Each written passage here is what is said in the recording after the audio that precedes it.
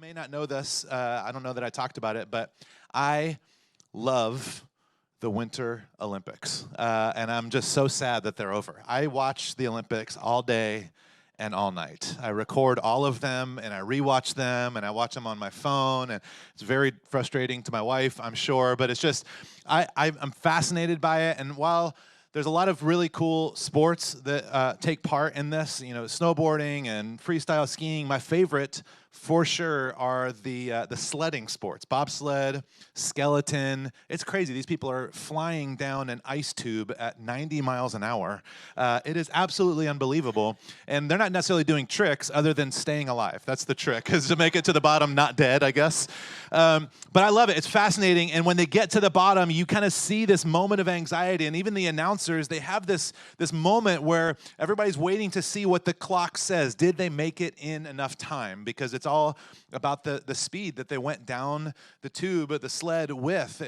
Did they make it? And you see the athletes, they kind of like pull their helmets off. They look up. The announcers are waiting. And there's this kind of anxiety. Did I make it in enough time?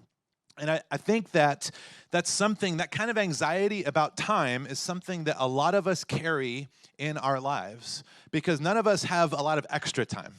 The reality is that we all have this sense of being stretched kind of thin. We've got work, we've got family, we've got kids maybe, spouse maybe, we've got hobbies, interests, church stuff, volunteering. There's so many things that are asking for our time, and there is like a little bit of that. There's no gold medal involved, but hopefully you're not going to die on your way down. But there's a little bit of that same anxiety about the amount of time that you have. Do you have enough? Did you go fast enough? Did you make it? Or were you able to pull it off?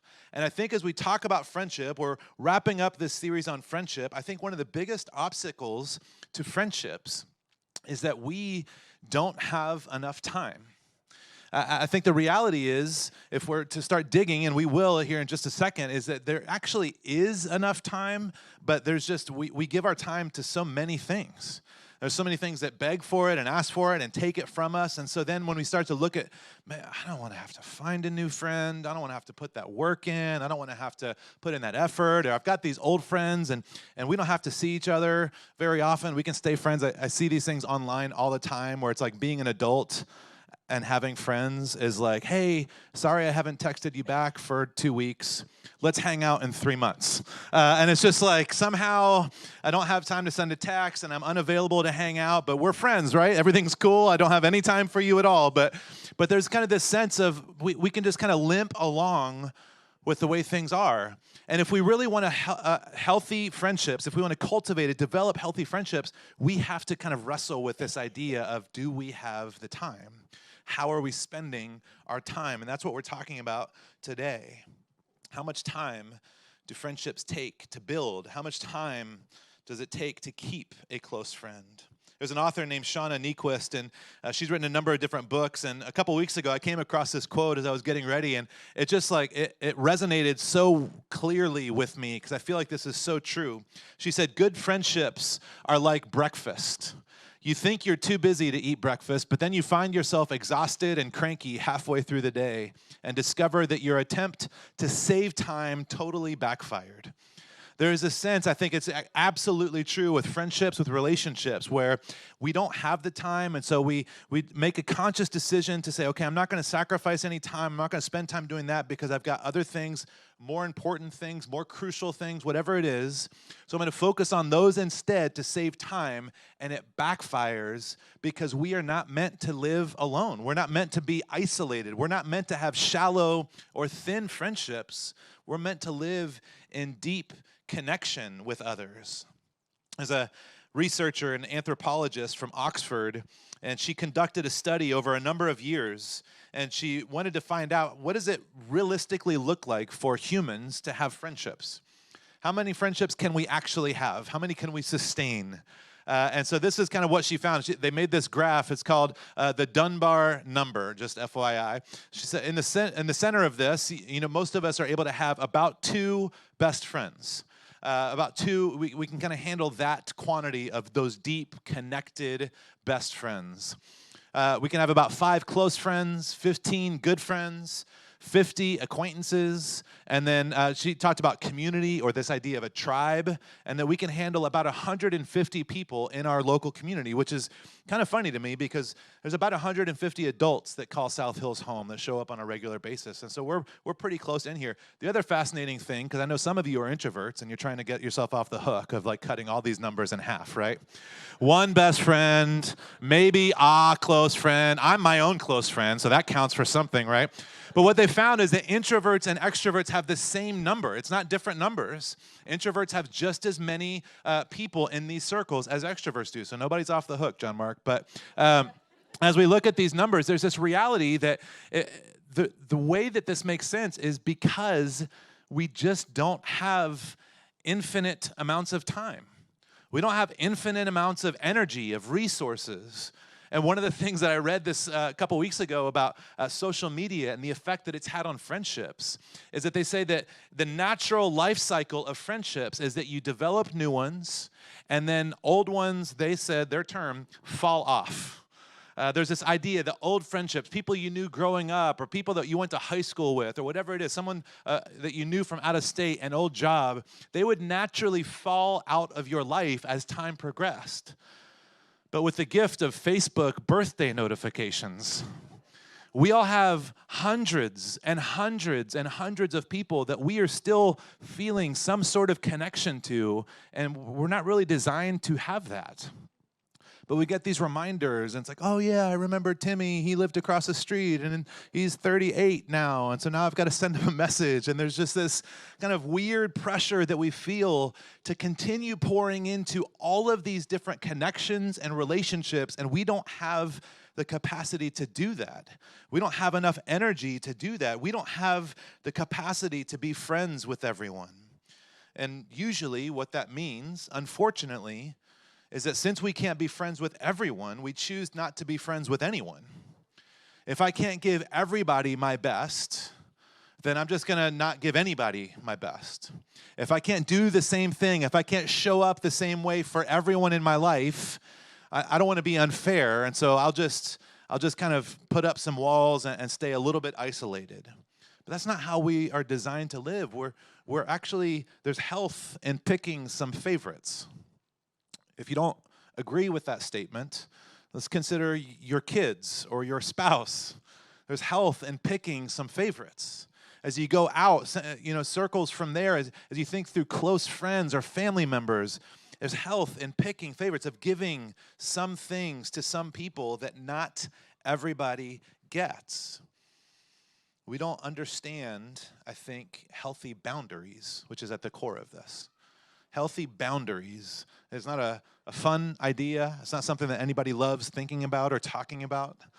But boundaries, they help us know how much time and space and resources we have. They help us identify, what does it look like? What can I give of myself? The writer of Psalm chapter 90 says it this way in verse 12. He says, teach us to number our days. Everybody read this last line with me. That we may gain a heart of wisdom. Teach us to number our days so that we may gain a heart of wisdom. Now, maybe first pass, this seems like a little bit morbid. Tell me when I'm going to die so I can just have a little bit of clarity on how to live. Sounds a little bit dark maybe. But as you start to process through, what he's actually articulating is this idea that as we become aware of this finite resource that we have, our time, our energy, our life, the stuff that we have, as we become aware of how much we have, we gain wisdom, because all of a sudden now it's like, well, I can't give it to everybody. I can't do everything. I can't say yes to everyone. All of a sudden now we gain a special perspective of wisdom, because it allows us the opportunity and the perspective to be able to navigate and say, okay, I've only got X amount of time. I've only got this many hours today. I've only got whatever it might be. And so I'm going to make the best choice that I can. It gives you a heart of wisdom because you have the correct perspective that you are finite. And so is your time and your energy and your resources. And we have this reality, and it fights against this desire and this natural wiring that we have for deep friendships. And there's this tension that we live in between the two of those. I want this, I just don't know if I have the time. And this is where we come into this idea of creating healthy boundaries. We're going to talk a little bit more about this, but it's important for us to be able to say no, to be able to articulate that we can't do some things. I've got 2 boys, 6 and 10. They were both up here dancing phenomenally, might I add. Also, how about us having a country song in church? So that's the last time that'll ever happen, just FYI. I told first service it's 90s rap from here on out, okay? So, but my 10-year-old, and it was really confusing when this started, but a number of years ago, he's probably 7 years old at the time, he just really started to clearly articulate that he didn't want to be stretched too thin, which is really bizarre for a 7-year-old. Most adults can't articulate those types of things, but his cousins play sports, and they love sports. They play all the sports all the time. It's nonstop. And I remember Mason was about 7 years old one Sunday. It wasn't a Sunday, but it was one day, and he was just, I want to play baseball, but I just don't want to be like the Camachos, sports, all the time. I want to be able to be home sometimes. I was like, okay, that's like, you have a lot of anxiety about this. You don't play any sports at all, and you're home all the time, so you're afraid of the wrong things. Maybe try one, and then you can be concerned. But it carried over. It was like this weird, funny thing, but he's just always been that way. Nobody is more willing and ready to say no than my 10-year-old son. He is just totally comfortable. Like, no, I don't want to. And for a while, we didn't totally understand. And now it's like, okay, he's setting up boundaries. And it's weird, and sometimes it's uncomfortable, and it's difficult, and it's frustrating, or whatever it might be. But I have to respect and affirm that because I want him to continue being able to do that later on in life as he gets older and life gets busier. Boundaries are crucial. We have to be able to say no. And there's a few things that I think that we have to be able to hold on to as we process this idea, because some of us are uncomfortable with these difficult conversations. We're talking about friendships, but boundaries really have to do with every aspect of our lives, with work, with friends, with money, with all kinds of relationships have boundaries, and it's important for them to have boundaries. But we're just looking at this through a friendship lens today. And the difficult truth for a lot of us is that not all friendships should have full access to our deepest desires. Some of you think that everyone deserves or has the right to know everything about you, and they don't. And that's okay. Not all friendships have or should have full access to all of our time. So I won't ask you to raise your hand because I know you can't say no, but how many of you guys can't say no to an invitation? You carry this low-level anxiety that someone's going to invite you to something because you'll have to go. You don't have the ability to formulate those 2 letters into one word with a period. We feel this pressure to say yes all the time. And some of us struggle to recognize that not all friendships should have full access to our resources and our energy. We only have a certain amount of time. We only have a certain amount of stuff. And we get to choose and prioritize the most important things. Not only do we get to, but we have to. That's what maturity is. It's being able to recognize priorities and put them in their proper place. Now, it's weird when I talk about this because the reality is that some of us struggle with these things. Some of us are like, man, I feel like I can't say no. I feel like I struggle with, But also, some of us have these expectations of other people. There's people in your life that you think should always say yes to you. There's people in your life that you feel like you always have full access to their time.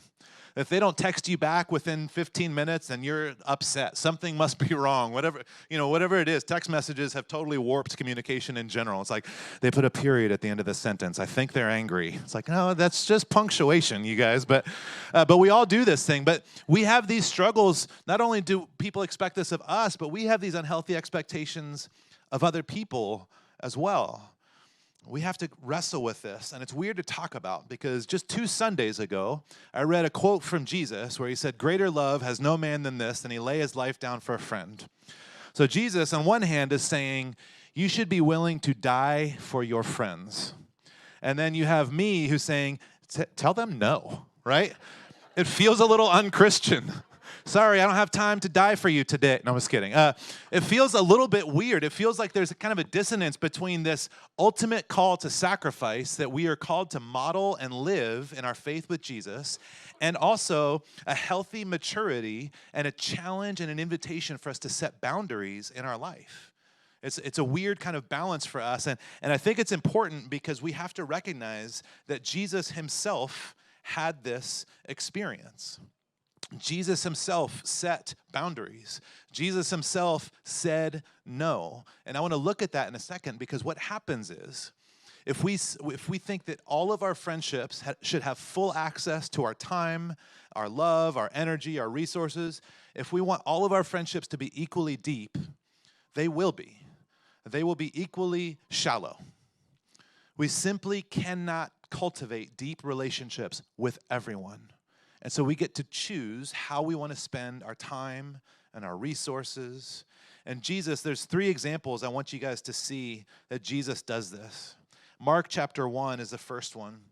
Jesus has just been working in this crowd. There was lines and crowds of sick, diseased, unhealthy people that were coming, and Jesus was healing these people. Incredible things, right? This is part of what we get excited about in this reality that we serve a God who's able to do miraculous things. And Jesus is healing these people in these crowds, and it talks about how he goes away.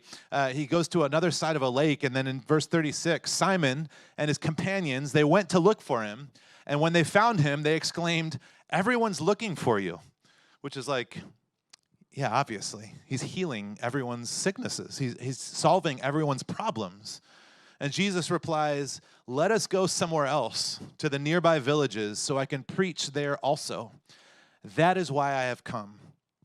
And I think as there's this moment where Jesus, he's healing people, he's doing these incredible things, and then he stops, and there's still a line of people that need help. There's still a crowd of people that are struggling. There's people that he actually can do something to change their life. And Jesus says, no, there's actually something more important that I need to be doing. And what a difficult line to draw a boundary that says, I can help you. It could change your life, but there's some awareness that I need to be doing something else. There's something more important that I need to be doing. The second one I want to look at is in Luke 12. Jesus is preaching to a crowd, and in the middle of this sermon, someone in the crowd cries out to him, and they say, "Teacher, tell my brother to divide the inheritance with me," which I just think is hilarious. Now, let me be clear. I know that I'm not Jesus, but can you imagine if I'm just like preaching a sermon and then one of you guys is like, "Hey, my brother's not sharing. Can you help do something about that?" Like, it's just a very weird interruption, but it's an actual struggle. There's like this justice that this person is longing for with their inheritance. So this person cries out to Jesus and says, "Tell my brother to divide the inheritance." And Jesus replies, "Man, who appointed me a judge or an arbiter between you?" Essentially, in this moment, there's this situation where Jesus is teaching to a crowd. He's focused on a crowd, spending time with the crowd, and there's an individual that asks him for something specific, something that's fair and just and important.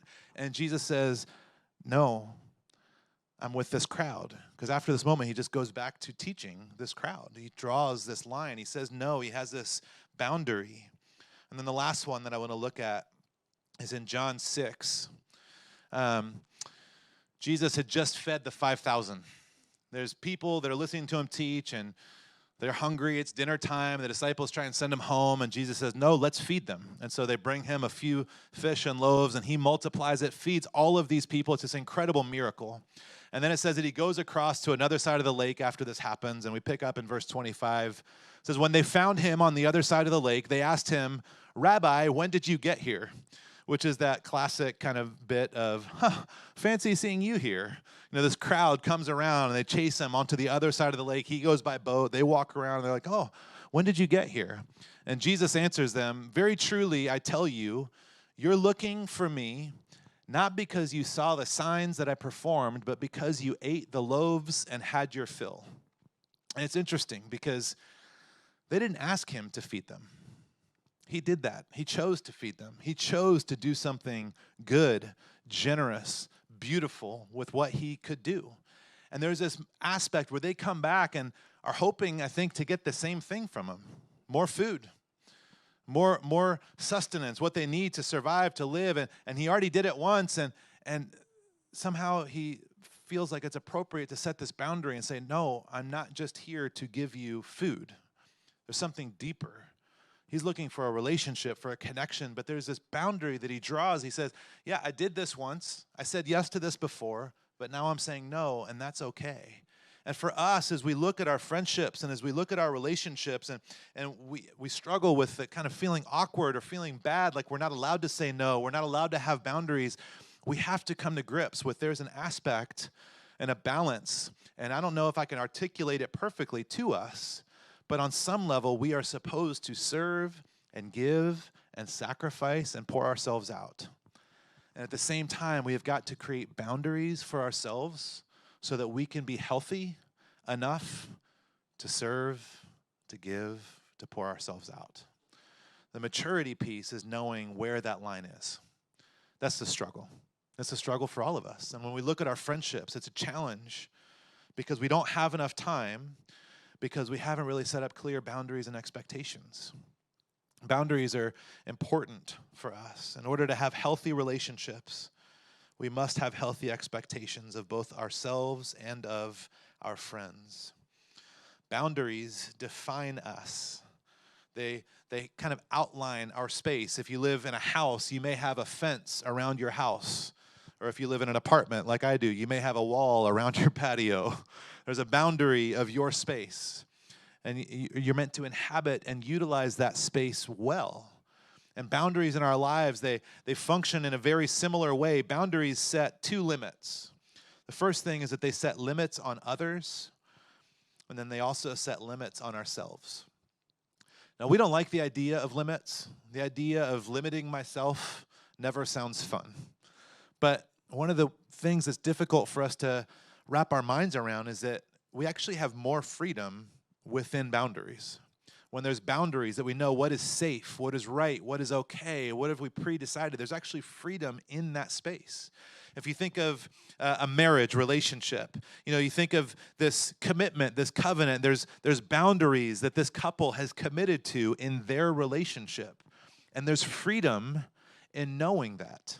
There's a sense of safety, of vulnerability, of being able to be honest, of being able to enjoy life, of being able to focus on other things because of this committed boundary that the two of you have chosen.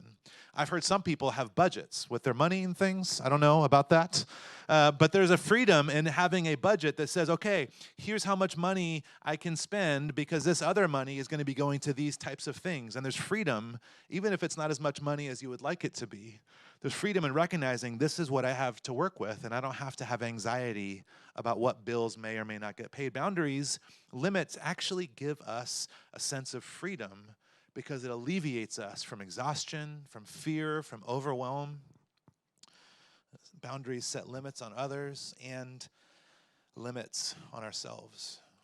When we acknowledge our limitations, when we create healthy boundaries in our friendships, it also gives us clarity on what type of realistic expectations we can have in our friendships. When I acknowledge that I cannot respond to every text message immediately, I have to acknowledge that so can my friends, or neither can my friends. You get it. When I acknowledge that I don't have time to say yes to every invitation, I don't have to have my feelings hurt when people say no to my invitations, because I recognize there are boundaries and limits, and that's okay, that's healthy. And it allows me to prioritize the most important things. I was reading as I was getting ready for this over the last few weeks, and like I said, we're talking about friendships in this series, but boundaries are they apply to so many aspects of our lives. And one of the things, the articles that I found, they were talking about some boundaries that you may need to set inside of friendships specifically, which is actually harder to find. Most people, when they talk about boundaries, it usually has to do with like your mom, or family members or work or whatever it is. But it's hard to find people talking about boundaries and friendships. And they made this list of some boundaries that you may need to set. I want to just read some of these because some of these may resonate or it may kind of awaken something inside of you. The first sign that you may need to set boundaries is that you feel overwhelmed or underwater by life. Maybe it's a difficult season of work. I don't know what it might be, but this sense of being overwhelmed or underwater by life, it may be a sign that you need to set some different boundaries in your friendships. The second one is your availability has changed. I remember my wife and I, we were the first ones in our friend group to get married. And we would still get calls all the time at like 11 p.m. Hey, we're going out. You guys should come and hang out. I was like, nah, man, I'm not going to do that. We were the first ones in our friend groups to have babies. 11 p.m. calls, still coming. Hey, you should come hang out. It's like, nah, man, I can't do, there's this reality that seasons, availability changes. Maybe you've had a baby. Maybe it's a different job or different hours, or maybe you work in the financial world and it's tax season and everything is crazy. I mean, there's all kinds of differences, but we have to acknowledge that sometimes our availability has changed and we have to set up different boundaries. Sometimes we recognize a relationship is too one-sided. You continue to pour and give and give and pour, and the other person doesn't do as much, or they don't care or respond in the same way. And so it's wisdom to actually say, okay, then I'm going to set up some boundaries, not because I don't like you, but because it's unhealthy for me to pour myself out completely in this friendship. Sometimes you need to set boundaries because there's not safety, or their words may be hurtful. Maybe it's intentional, maybe it's not intentional. Maybe they just make jokes, or they talk about things in a way that hurts you. And our natural tendency is just to distance ourselves from them, which then makes us isolated and lonely, and it continues to spin these things out. But we're talking about how do we develop and cultivate healthy relationships. And so we need to lean in and have a difficult conversation, have an honest conversation. That's the gift of good friendship, is the ability to have hard conversations and come out the other side better for it. There's a lot of different reasons or signs that you may need to set boundaries. But I think that the challenge is that we recognize that there's a feeling of loneliness. As we talked about week one, an epidemic of loneliness is what sociologists are calling it. A lot of us long for deeper friendships, and we all feel also stretched very thin with our time. But we cannot make time. I read that wrong. I knew I was going to do that. You can't not make time. You guys ever try to say like a double negative? Never goes very well.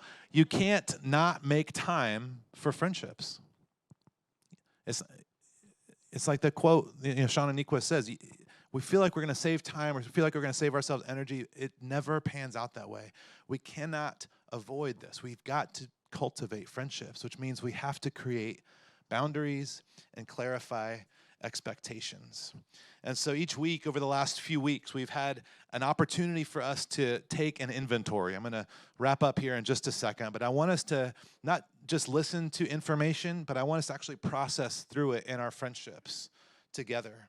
And I want you guys on your seats, you have a pen and you have some paper, or maybe you want to use your phone, that's okay. But I want you guys to take a couple notes, because I want us to be able to apply this, to lay this over your friendships. And I want you to kind of be honest, take an honest inventory of your relationships. And we're going to talk about, there's 5 boundaries that have been identified. And we're going to talk about what does it look like to identify which of these maybe you are in need of the most. As the psalmist said, there's this invitation for us to number our days so that we can have wisdom. As we become aware and awake to the reality that we are finite, we have limited time and resources, we get to now prioritize how we spend those in our lives. The first boundary is a physical boundary. Maybe this could be cut a number of different ways, but I'll give a couple examples for each one. Maybe there's a physical boundary for you at your house, and you're like, you know what? I just don't want anybody at my house after 8 p.m. Or maybe for you introverts, it's, after ever. I don't want anyone in my house ever. That's the open invitation, is to leave. But maybe there's like a physical space, and you recognize, I just need my space. That's important for me being the best, healthiest version of myself. Maybe for you, there's a physical boundary. Maybe you have a friend that just loves hugging. And as silly as it is, I know some people that are very uncomfortable with hugging. And maybe there's a physical boundary that you need to set up and say, I appreciate that you love me, but I'm uncomfortable with hugging. And so I would love to be able to just high five. And it sounds silly, but these are important things for us to be aware of, emotional boundaries. Maybe there's a reality that there's some things that are just you're not comfortable talking about, or maybe you're not comfortable talking about yet. Or maybe there's someone that wants to tell you about something and you just aren't sure that you can carry that for them. And there's some emotional boundaries you need to set up. Maybe disconnect yourself from always being attached to the way that a friend is feeling. Their highs are your highs and their lows are your lows. The third one is material boundaries. This has to do with your stuff. A lot of this has to do with just our desire to keep up with the people that are around us. That kind of drive to always say yes to what other people are doing. We get invited to go out to eat all the time, and maybe you need to set up a boundary that says, you know what, I can only eat out once a week or twice a week. Or maybe it's just being honest about your resources and saying, I'd love to cruise around the world with you, but I just don't have that kind of money right now. But so many of us, rather than having to set up a boundary, we would just charge it and say, you know what, I'm not going to say no. I want to do it, and I'll feel bad if I say no, so let me just make this happen. Or maybe it's about people's access to your stuff, or maybe you feel pressure to lend money to friends. We can set up material boundaries. The fourth one, they're kind of two different, but they're connected, intellectual or spiritual boundaries. These have to do with topics or of conversations that are maybe challenging or difficult. There may be people in your life, I feel like this is more true over the last few years than ever before, that you feel like they only want to argue about things. They only want to argue about spirituality or religion or politics or whatever it might be. And so oftentimes what happens is we just put up a wall and we walk away, we distance ourselves, but there's an invitation in maturity for us to say, I love you. I want to hang out with you. We disagree on this, and it's okay that we disagree, but can we just not have this as a topic of conversation, because I value our friendship more than the battle of this conversation. It's not just about spiritual things or just about intellectual or political things. This is about a lot of different aspects. There's a book, Dr. John Townsend and Henry Cloud, they wrote a book on boundaries called Boundaries. It's a very creative name. But it's literally like they literally wrote the book on this topic. And they talk about this idea of intellectual or spiritual boundaries and how sometimes we cut people off completely because of some smaller disagreements. They say, share your core values, not necessarily your context values. Core values are those general truths that guide all areas of your life. Context values are different. They're your set of beliefs about how to conduct some specific areas of your life. So share your core values, not necessarily your context values. Your core value is that you are part of a family together. You've known each other for 40 years or 50 years, and there's a value in that. The context value is that you vote differently. So we say, okay, let's put up some boundaries here. Let's not spar in this area. Let's value our friendship, our relationship more. And then the last one would be time boundaries.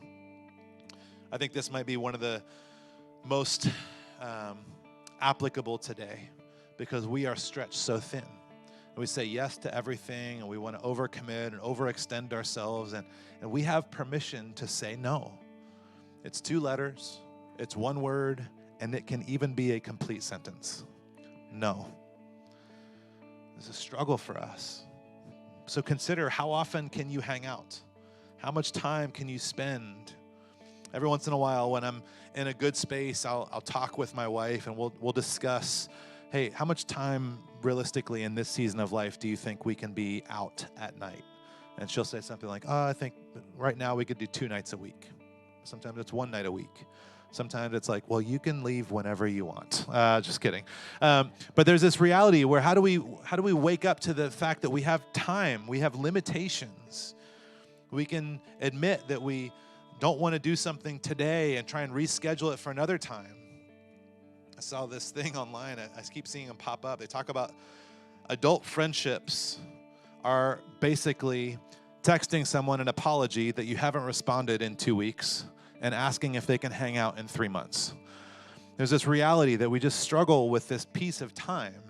We're so stretched thin. These 5 boundaries, I want you to take a moment, 5 seconds, 10 seconds, maybe you've already identified, but I'd be willing to bet that each one of us has at least one of these 5 things in our lives that we know in our heart of hearts we need to get better at setting up healthy boundaries.